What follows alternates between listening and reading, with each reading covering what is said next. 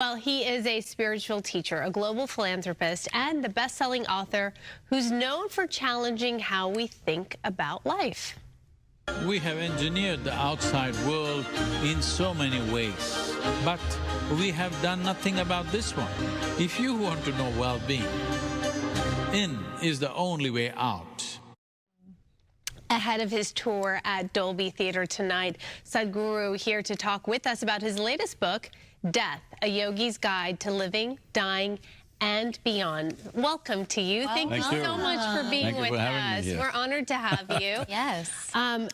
Interestingly enough, we were just talking about death. It was a story we were discussing earlier, and we all had the same reaction to the thought of death, which makes us feel uncomfortable and morbid. And it's interesting that your topic is about death. What inspired you to touch on this topic, and why is it a topic that people should become more comfortable with?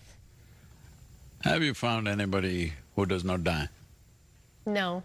There are people who educate, there are people who don't educate, there are people who marry, there are people who don't marry, there are people who party and there are people who don't party. Almost everything that you do in your life, some people may not be doing it. But have you found anybody who does not die? No. So this book is only for those who shall die. So, the most fundamental aspect of our existence here is our mortality. Everything that we are right now, every breath that we take, every experience that we go through is only valuable because we are on a limited lease of time. Yes. If you're here forever, what is the value of you and me sitting here and talking about something or anything for that matter? Right. It's only because it's a limited lease of time. Life is a combination of time and energy, and both are limited. Time rolls ruthlessly for all of us at the same pace. Whether you like it, you don't like it. Nobody has brakes on it. Hello? You can't slow down your time or rewind your time, no such thing, it's rolling away. But energies are in our hands. If we bring it into our capabilities, then we can ride the cycles of time. If you ride the cycles of time, life will become like a beautiful dance. Otherwise, you'll be crushed by the same cycles of time. So life and death are not two separate things. As we are here, right now I can say I'm living, but I'm also dying, I'm in time. It's just that we're trying to kick the can a bit. Yeah. Hello? As far as we can. As far as we can. Yeah. We're only negotiating little more time. Nobody is negotiating life or death. We're only negotiating little more time. We want to see that it runs a full course. But death is right now happening to all of us. We can call this living or we can call this dying, it's the same thing. Wow. But this morbid fear that people have created towards it makes us so unrealistic in the way we handle our lives. If you knew that your time is limited, every moment if you know you have a limited amount of time, would you do something that you don't care for? Wow. I would do everything differently when you think of it that way. We often say things like, treat today as if it were your last day, but most of us don't do that because we're caught up in the everyday cycle and the grind of life, right? You see, you're trying to make a philosophy out of a fact. The fact is all of us die. Is this the last day? Hope it is not so. Hello? Sure.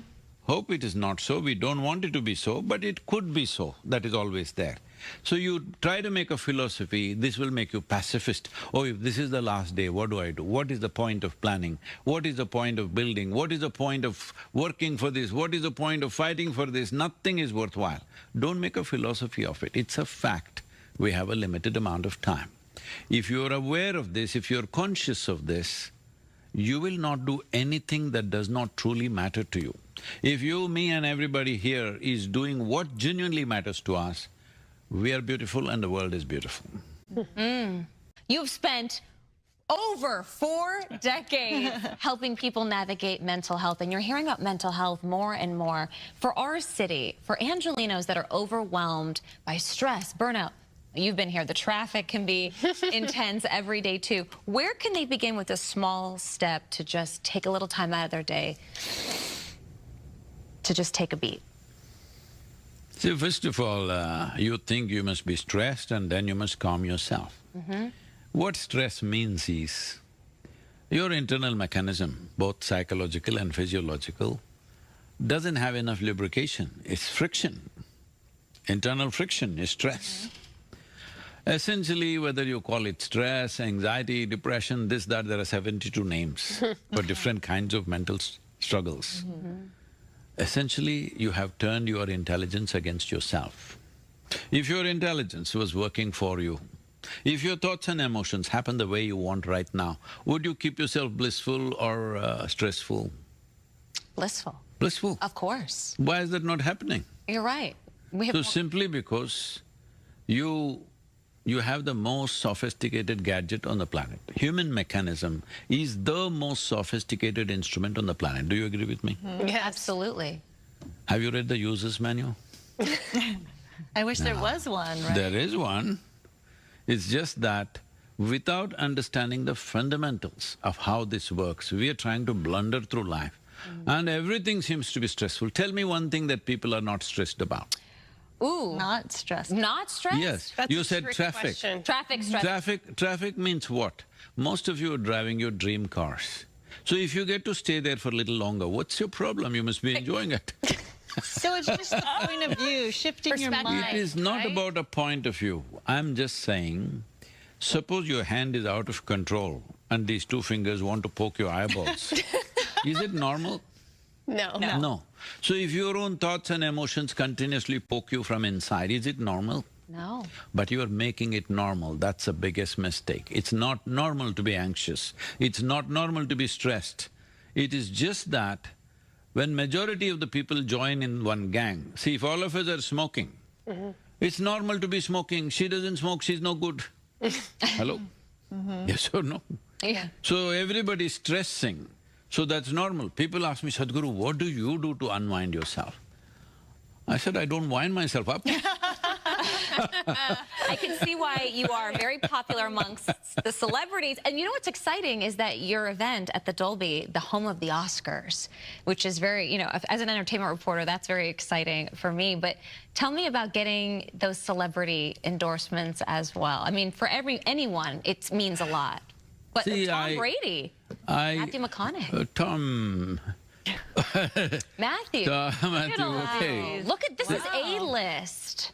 What I'm saying is, I don't categorize human beings as Right. this and that.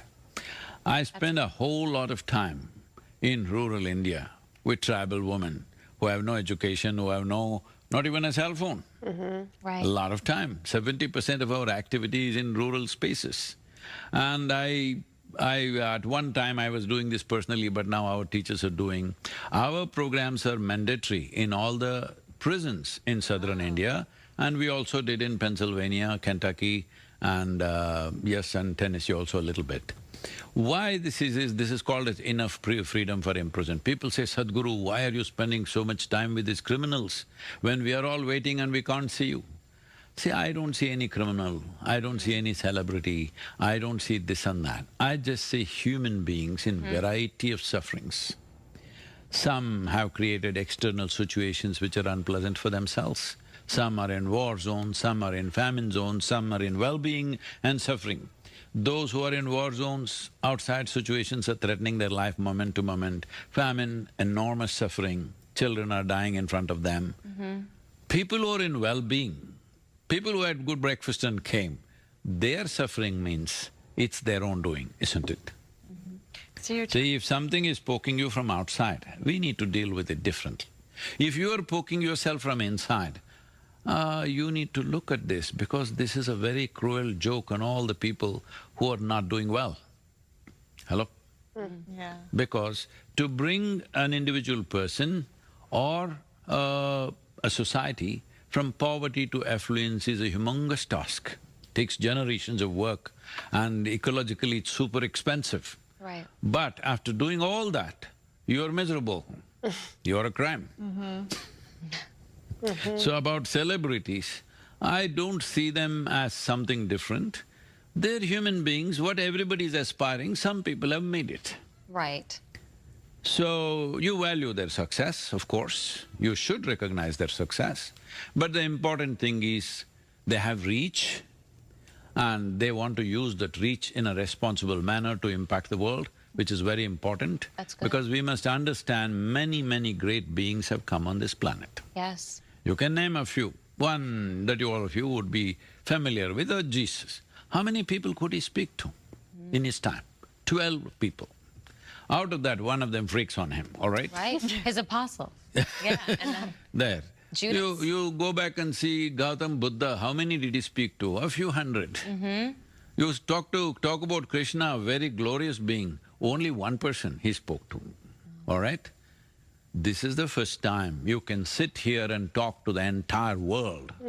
When you have such a competence, such a capability, if you do not transform human societies, it simply means we don't have enough love in our hearts. I don't want to be that one, that's all. So last year, I'm not saying this to brag, but I'm just telling you what is possible today. 2024, our video reach is 5.23 billion B. Wow. So this is not about me. This is the day, this is the times in which we are living. wow. If a Buddha was here, he would have done the same thing. If a Jesus was here, probably he would have reached more people. Only thing is, their times were such, if they speak, hardly 10 people heard them. Right. We are at a time when we can address the whole humanity. This is the time. In this transformation of the individual human being, one of the most important thing is to address the mortal nature of who we are. Because if we do not understand, and if we are not conscious, we may understand, but we are not conscious as we sit here, the number of breaths that we are taking is not unlimited. It's going to get over. We can do exercise, we can do yoga, we can improve this and push it a little bit, but it's not for good. When we know this, we would organize ourselves, we would become far more sensitive and tender to life around us. If, as I said earlier, if all of us were doing what truly matters, this would be a wonderful world. Let's make it happen. Yeah, speaking of your reach, we're seeing the video of you talking to so many people and getting the word out there. You have also a free meditation app for people to do that work for themselves. Yes, it took us over two and a half years to put this meditation together, this app together rather. It's an intelligent app which does its own things. This is a 7-minute effort that you can do about yourself. 7 minutes a day if you dedicate for your mental well-being, it will make a difference. There are already a few million people doing this. Just to inspire people, I'm saying in the first 15 hours, over 1 million people downloaded this. Wow. So you know that much hunger is there. Yes. That much hunger is there because mental health is no more an individual problem, it is becoming a global issue. Yes. The number of people who are losing mental faculties or balance is at a pandemic level. Actually, the United Nations is describing it as a pandemic. Wow. So this effort is to see at least in the next 24 months, we want to see at least 3 billion people invest 7 minutes. The fundamental goal of this is this. See, in 1866, some survey shows over 50% of the American population did not have teeth by the time they crossed 45 years of age. Because they did not brush their teeth. Right, okay. In the Wild West, you think they were shooting guns, but they were not brushing teeth, all right? So it took our mothers to tell us, you must brush your teeth, no brushing, no breakfast, whatever in their own way. They insisted we must brush till we realized the significance of it. If nobody told us, we would be in the same condition. Early on, somebody told us. So similarly, I want to see a simple aspect of meditation. Yogic processes should not be in the hands of a guru or an institution or an administration. It must be in families. It must pass on from generation to generation as brushing teeth happens, just like that. Everybody should know some simple thing to address their own mental well-being. So this is the effort of Miracle of Mind, to bring this to every family on the planet so that it is transmitted by them.